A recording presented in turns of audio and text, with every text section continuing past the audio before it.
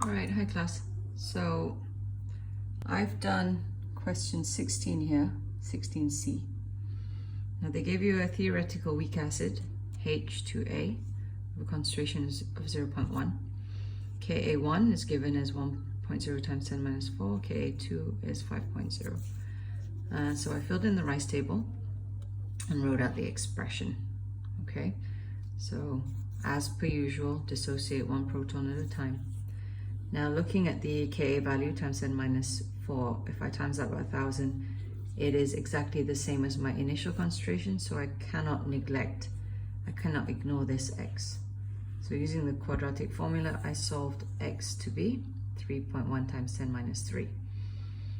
Now for the second dissociation, I used the HA, which is the product of the first dissociation, plus water, making A2 minus, plus hydronium.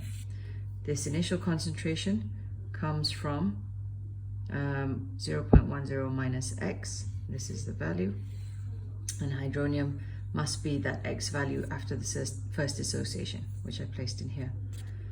And then I filled in the rice table again.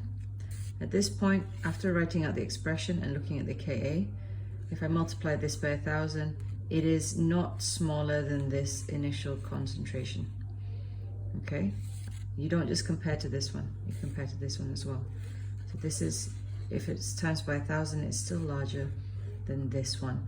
So I can't ignore x. So this x I found, I didn't have space, but I use a quadratic formula to find this x. So the question is asking the contributions of hydronium at each step. So first step produced that much hydronium, second step produced that much, and at which point can we neglect it?